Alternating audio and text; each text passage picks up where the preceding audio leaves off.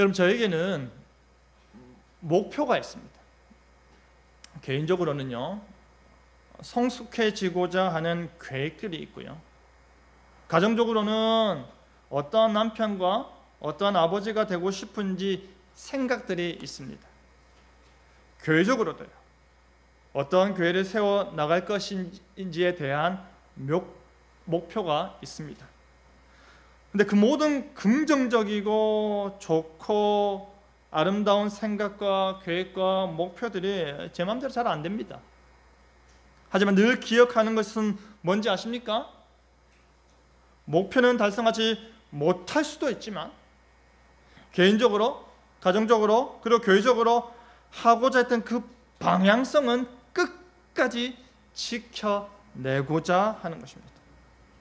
지금 바울은 표대를 향해 어떻게 자신이 나아가고 싶은지 감사, 붙드는 일이라는 제목으로 말씀이 주는 교훈을 함께 나누겠습니다. 첫째로, 그 안에서 발견되자입니다. 여러분, 사도 바울은요, 길리기아의 다소 출신인데요, 그는 태어나면서부터 로마의 시민권을 가졌습니다. 그럼 원정 출산까지 해가며 특정 나라의 시민권을 획득하고자 하는 이유가 무엇입니까? 좋기 때문입니다. 그런데 바울은 나면서부터 로마의 시민권자였습니다. 바울은 율법으로는 바리새인이요, 특별히 가말리엘 문화에서 율법의 엄한 교훈을 받았다고 합니다. 유대인 가운데 율법으로는 바리새인이라는 말은요, 더 많이 알고 더 철저히 지켜 행하는 자라는 말입니다. 그런데 거기에 더해서 가말리엘 문화생이라는 말은요, 최고 수준의 교훈을 받은 자라는 말입니다. 그들이 가르치고 말하는 율법의 의로는 흠이 없는 자였던 바울이 여러분 열심으로는요, 가장 앞선 자리에서 교회를 핍박까지 하였습니다. 사실 바울이 살아온 인생 여정은요, 그 자신이 신뢰할 만하고 자랑할 만한 것들로 가득 차지 않았습니까? 우리가 바울이었다면 현수막 내걸고 동네 잔치 벌리고도 남을 것입니다. 바울 주변 사람들은요, 그가 앞으로 펼쳐나갈 그 인생 지도가 너무나도 궁금하고 기대가 되었을 것입니다. 그런데 우리의 눈을 의심케 하는 발언을 바울이 지금 하고 있지 않습니까? 그렇게 자기에게 유익하고 살아가는데 이점이 될 수 있는 것들이, 자랑거리가 될 수 있는 것들을 어떻게 여긴다고 합니까? 그리스도를 위하여 다 해로 여긴다고 합니다. 해로 여긴다는 것은요, 아무런 쓸모 없거나 아무런 유익이 되지 못한다는 것에 그치지 아니하고요, 방해가 된다는 말입니다. 저 사람 나한테 참 해롭다라는 말, 저 사람 내 인생에 피해를 준다, 방해가 된다라는 말입니다. 왜 자신의 출신 가문과 학벌과 열심히 살아온 과거가 자신에게 그 어떤 유익도 주지 못할까요? 그 이유는 바로 8절에 내 주 그리스도 예수를 아는 지식이 가장 고상하기 때문이다라고 합니다.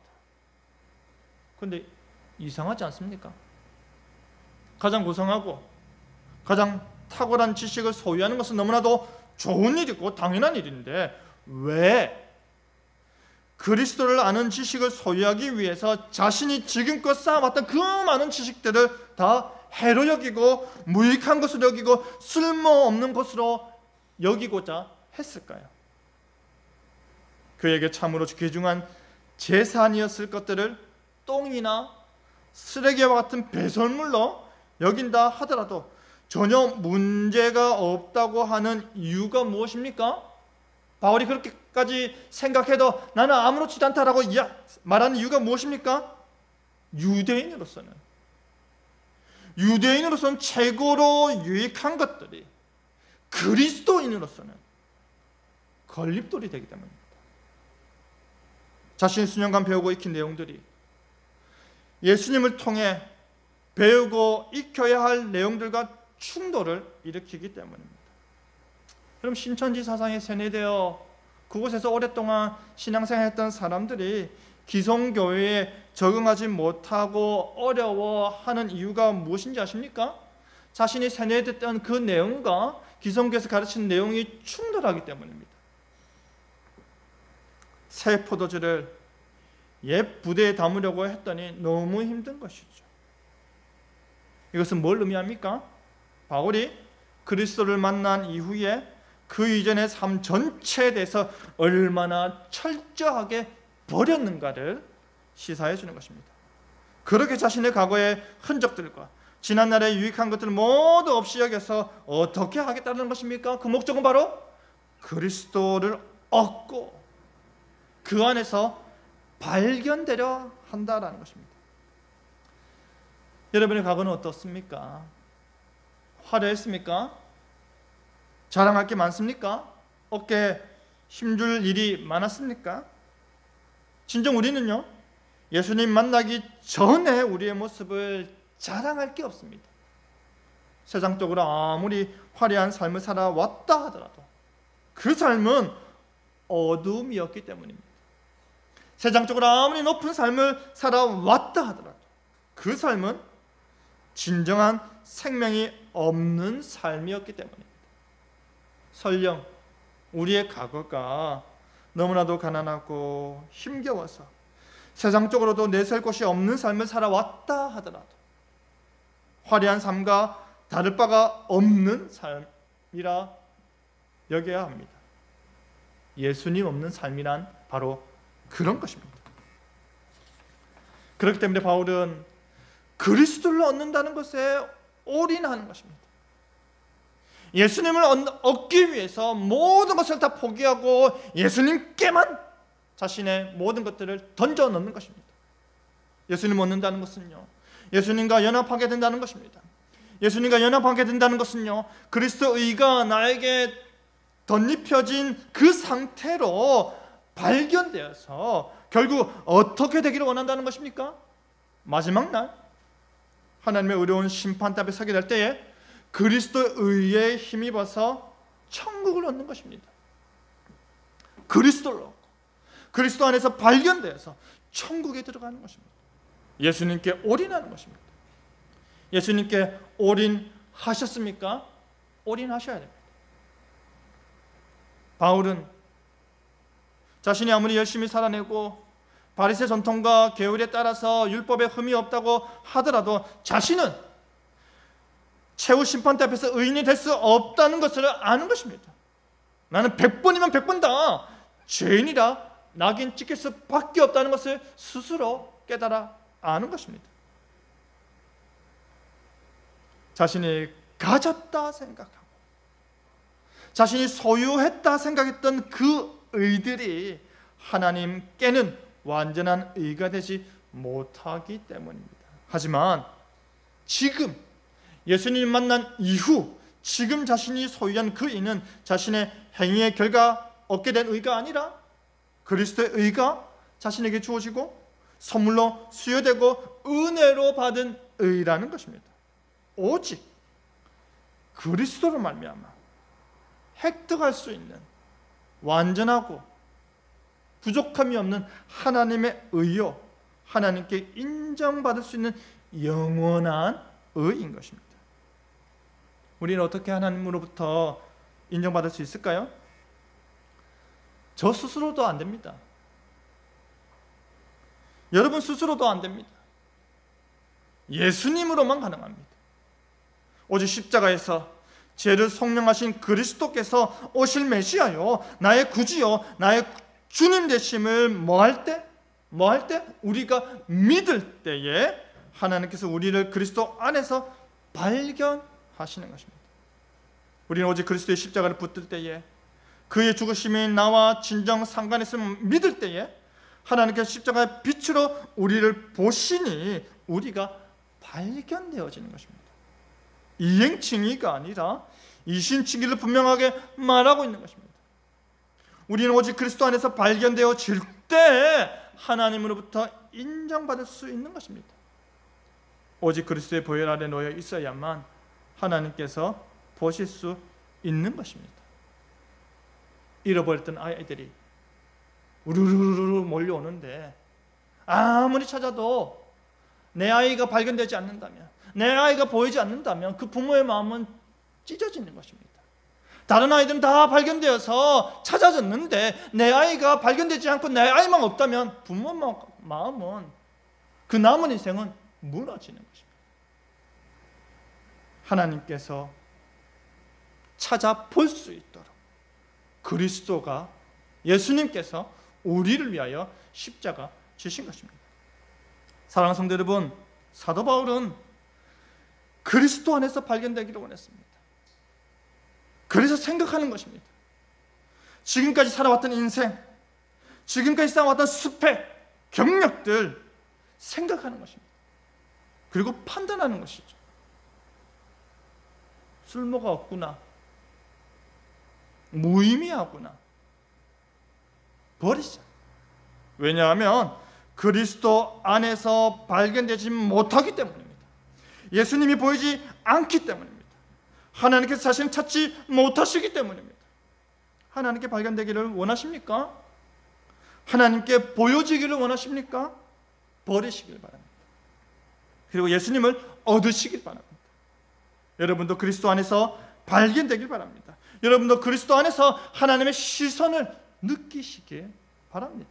에베소 2장의 말씀과 같이 그리스도를 얻고 그리스도와 연합하고 그리스도와 함께 십자가에 죽고 그리스도와 함께 부활하고 그리스도와 함께 승천하고 그리스도와 함께 하늘에 앉히셨음을 믿으시고 그리스도 안에서 참으로 발견되는 은혜를 누리는 여러분 되기를 바랍니다.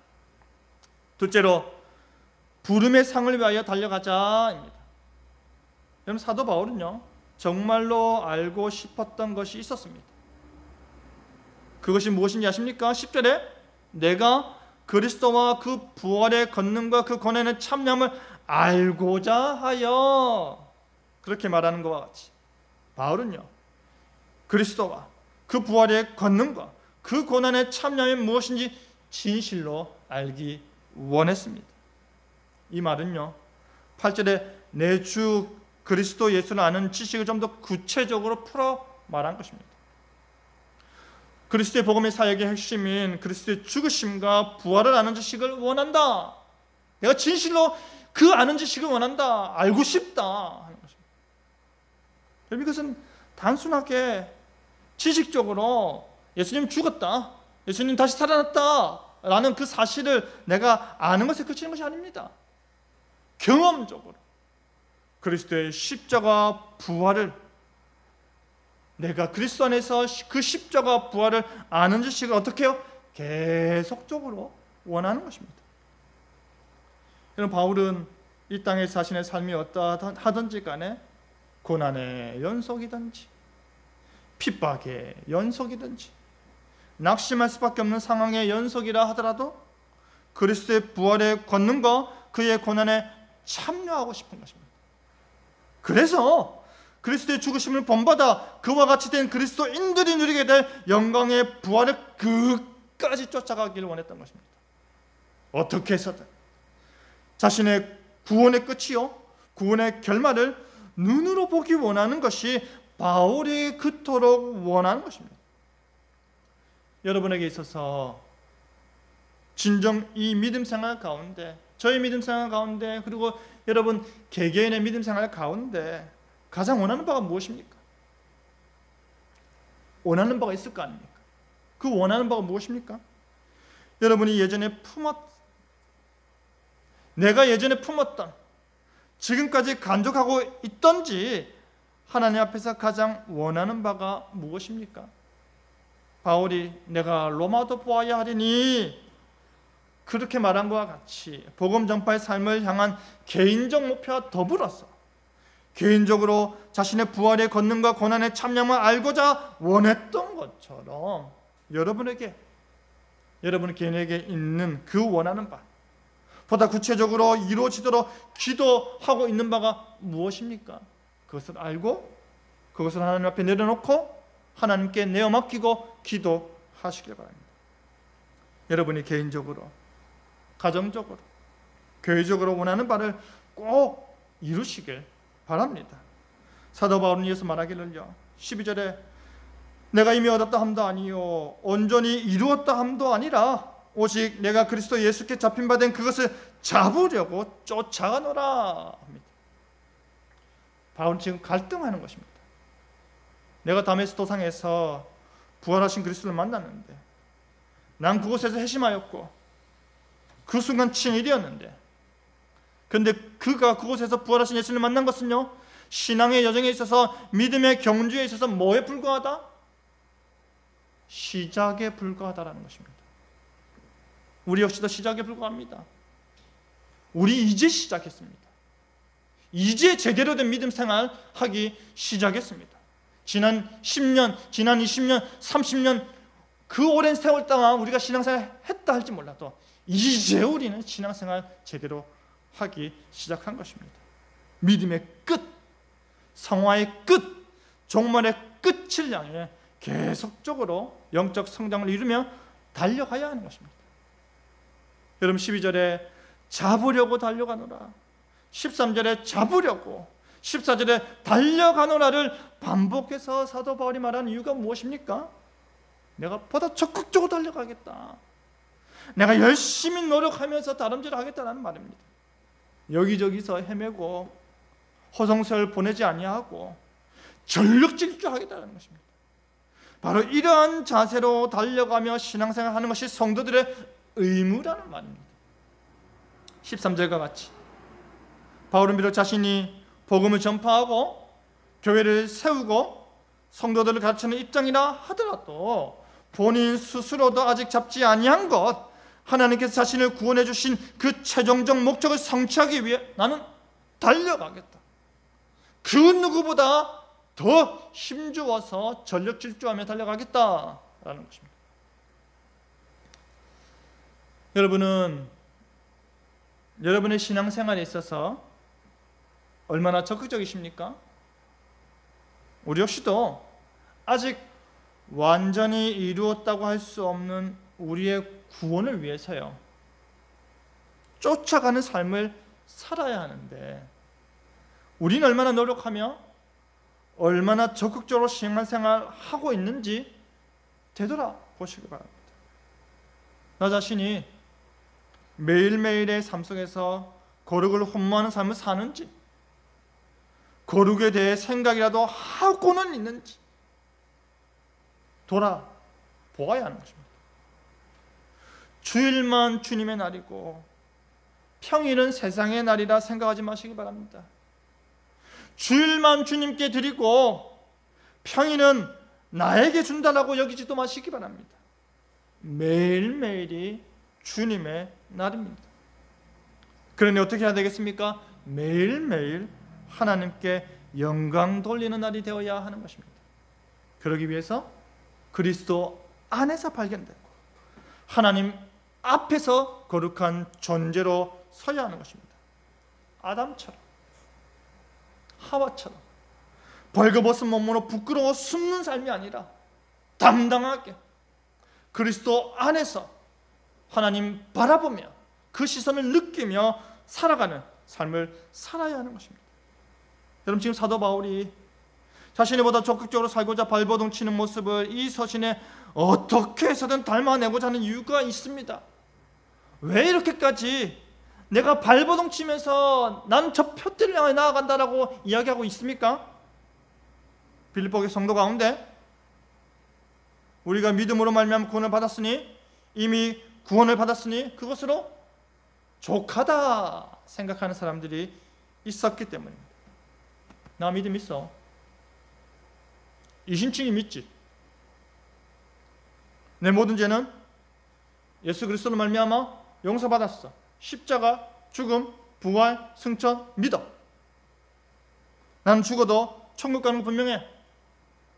그러니 이제는 이대로만 살면 돼.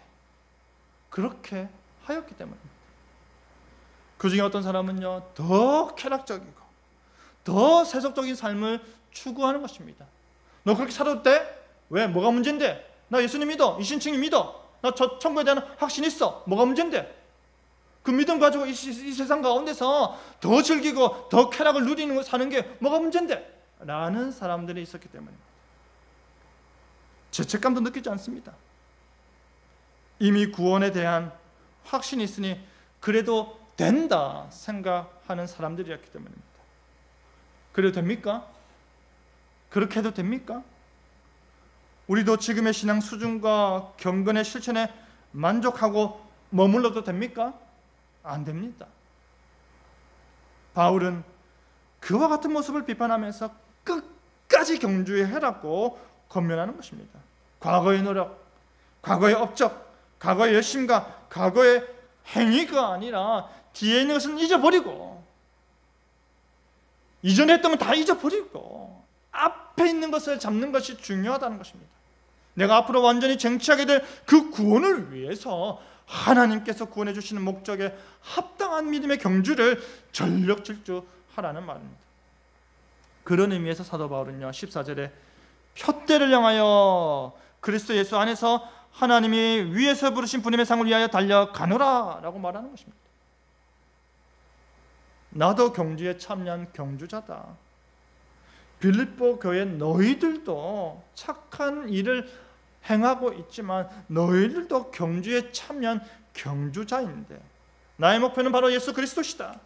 나는 그분만을 바라보고 경주한다. 나는 그분에게만 나의 시선이 고정되어 있다. 그래서 그 험난한 신앙의 여정 끝에 나를 그 길에 들어서게 하시고 좁은 길을 인내케 하시고 오래 참는 가운데 마지막 결승선을 통과하게 될 때에는 처음부터 나를 그 경주로 부르신 분의 상이 있다. 바울이 쫓아가겠다는 그 상은 무엇입니까? 고난 뒤의 영광이요, 십자가 뒤 부활이요, 이미 획득한 구원의 삶이 마침내 부활 생명으로 완성되는 것입니다.